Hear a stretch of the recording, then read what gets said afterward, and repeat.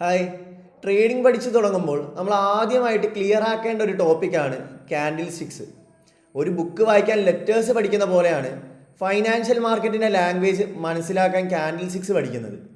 ട്രേഡിങ്ങിൽ വളരെ ഇമ്പോർട്ടൻ്റ് ആയിട്ടുള്ള പ്രൈസ് ആക്ഷനും മാർക്കറ്റ് സൈക്കോളജിയും മനസ്സിലാക്കാൻ ഇത് പഠിക്കേണ്ടത് വളരെ ആവശ്യമുള്ളതാണ്.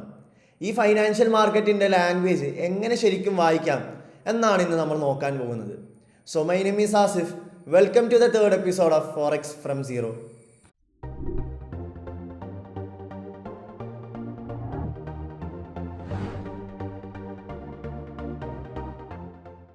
അപ്പോൾ നമുക്ക് ഒരു ക്യാൻഡിൽ സ്റ്റിക്ക് എന്താണെന്ന് നോക്കാം.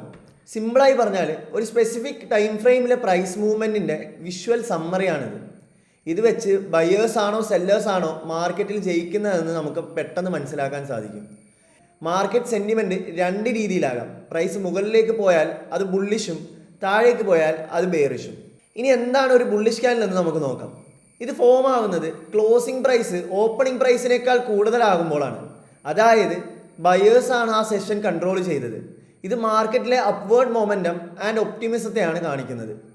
ഒരു സോളിഡ് കളർഡ് ബോഡിയുടെ താഴെയാണ് ഓപ്പൺ, മുകളിലാണ് ക്ലോസ്. ഇവിടെ നമ്മുടെ ക്യാൻഡിലിൻ്റെ ബോഡിക്ക് പുറമെ മുകളിലും താഴെയുമായി ചെറിയ വരകൾ കാണാം. ഇതിനെയാണ് വിക്സ് അല്ലെങ്കിൽ ഷാഡോ എന്ന് പറയുന്നത്. മുകളിലെ വിക്ക് ആ സെഷനിലെ ആബ്സല്യൂട്ട് ഹൈ പ്രൈസിനെയും താഴത്തെ വിക്ക് ആബ്സല്യൂട്ട് ലോ പ്രൈസിനെയും കാണിക്കുന്നു.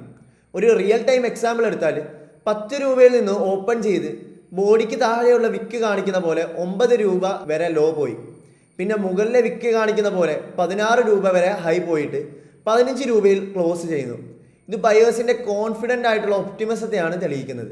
തുടർച്ചയായി ബുള്ളിഷ് ക്യാൻഡിൽസ് വന്നാൽ അതൊരു സ്ട്രോങ് അപ് ട്രെൻഡിനെയാണ് സൂചിപ്പിക്കുന്നത്. ഇനി നമുക്ക് വേണ്ട കുറച്ച് ബുള്ളിഷ് ക്യാൻഡിൽ ഏതൊക്കെയാണെന്ന് നോക്കാം. ഒന്നാമത്തേതാണ് സ്ട്രോങ് ബുള്ള്.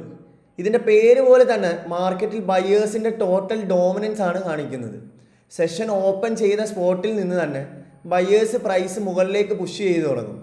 സെല്ലേഴ്സിന് ഒന്നും തന്നെ ചെയ്യാൻ സാധിക്കില്ല. അതുകൊണ്ട് ക്യാൻഡിലെ എക്സാക്റ്റ് ടോപ്പിൽ തന്നെ ആകും ഇത് ക്ലോസ് ആകുക. രണ്ടാമത്തെ പാറ്റേൺ ആണ് ഹാമർ. ഇതൊരു കിടിലൻ കംബാക്ക് സ്റ്റോറിയാണ്. ആദ്യം സെല്ലേഴ്സ് വന്ന് പ്രൈസ് താഴ്ത്തി ഒരു ഡീപ്പ് ലോ ഉണ്ടാകും. പക്ഷേ അപ്പോഴാണ് ബയേഴ്സ് താഴെ നിന്ന് അഗ്രസീവ്ലി കയറി വന്ന് സെല്ലിംഗ് പ്രഷർ എല്ലാം അബ്സോർബ് ചെയ്യുന്നത്. എന്നിട്ട് ഓപ്പൺ ചെയ്തതിനേക്കാൾ മുകളിൽ കൊണ്ടുപോയി അവർക്ക് ക്യാൻഡിൽ ക്ലോസ് ചെയ്യിക്കാനും സാധിക്കും. ഇനി അടുത്ത പാറ്റേൺ ആണ് ബുള്ളിഷ് എൻഗൾഫിംഗ്. ഇതൊരു പാറ്റേൺ മാത്രമല്ല, നല്ലൊരു അപ്വേർഡ് റിവേഴ്സൽ സിഗ്നൽ കൂടിയാണ്. ഇതെപ്പോഴും ഒരു ഡൗൺ ട്രെൻഡിൻ്റെ താഴെ ആയിരിക്കും ഫോം ആവുക. ഒരു ചെറിയ റെഡ് ക്യാൻഡിലിനെ തൊട്ടടുത്ത് വരുന്ന ഒരു വലിയ ഗ്രീൻ ക്യാൻഡിൽ കംപ്ലീറ്റ്ലി കവർ ചെയ്യുകയാണെങ്കിലാണ് ഈ ബുള്ളിഷ് എൻഗൾഫിംഗ് പാറ്റേൺ ഉണ്ടാകുന്നത്. ഇതിൻ്റെ അർത്ഥം എന്താണെന്ന് വെച്ചാൽ ബയേഴ്സ് വന്ന് സെല്ലേഴ്സിനെ കംപ്ലീറ്റ്ലി ഓവർവെൽം ചെയ്ത് മൊമെൻറ്റം വൈലൻ്റ്ലി പോസിറ്റീവ് ആക്കി മാറ്റുന്നു എന്നാണ്. ഈ ഗ്രീൻ ക്യാൻഡിൽ എത്രയ്ക്ക് വലുതാണോ അത്രയ്ക്കും സ്ട്രോങ് ആയിരിക്കും വരാൻ പോകുന്ന അപ്വേർഡ് റിവേഴ്സലും. ഇനി സെല്ലേഴ്സിൻ്റെ കൺട്രോൾ കാണിക്കുന്ന ബെയറിഷ് ക്യാൻഡിൽ എന്താണെന്ന് നമുക്ക് നോക്കാം. ക്ലോസിംഗ് പ്രൈസ് ഓപ്പണിംഗ് പ്രൈസിനേക്കാൾ താഴെ ആകുമ്പോഴാണ് ഇത് ഫോം ആകുന്നത്. അതായത് സെല്ലേഴ്സാണ് ആ സെഷൻ ഡോമിനേറ്റ് ചെയ്ത് പ്രൈസ് താഴേക്ക് കൊണ്ടുപോയെന്ന് നമുക്ക് ഇതിൽ നിന്ന് മനസ്സിലാക്കാൻ സാധിക്കും. സോളിഡ് ബോഡിയുടെ ടോപ്പിലാണ് ഓപ്പൺ, ബോട്ടമിലാണ് ക്ലോസ്.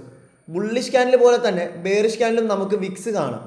മുകളിലെ വിക്ക് ആ സെഷനിലെ ഹൈ പ്രൈസും താഴത്തെ വിക്ക് ലോ പ്രൈസിനെയും കാണിക്കുന്നു. ഇനി ഒരു എക്സാമ്പിൾ നോക്കാം. 15 രൂപയിൽ നിന്ന് ഓപ്പണായി മുകളിലെ വിക്ക് കാണിക്കുന്ന പോലെ 16 രൂപ വരെ പോയി.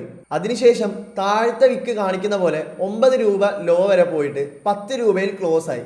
ഇത് സെല്ലേഴ്സിൻ്റെ സെല്ലിംഗ് പ്രഷറും ഡോമിനൻറ്റ് സപ്ലൈയുമാണ് കാണിക്കുന്നത്. തുടർച്ചയായി ബെയറിഷ് ക്യാൻഡിൽസ് വരുന്നത് സ്ട്രോങ് ഡൗൺ ട്രെൻഡിനെ കൺഫേം ചെയ്യുകയും ചെയ്യും. ഇനി നമുക്ക് ആവശ്യമുള്ള 3 ബെയറിഷ് ക്യാൻഡിൽസ് ഏതൊക്കെയാണെന്ന് നോക്കാം. ആദ്യത്തേതാണ് സ്ട്രോങ് ബെയർ. ബുള്ളിഷിലെ പോലെ തന്നെ ഇത് സെല്ലേഴ്സിൻ്റെ ടോട്ടൽ സറണ്ടർ ആണ് കാണിക്കുന്നത്.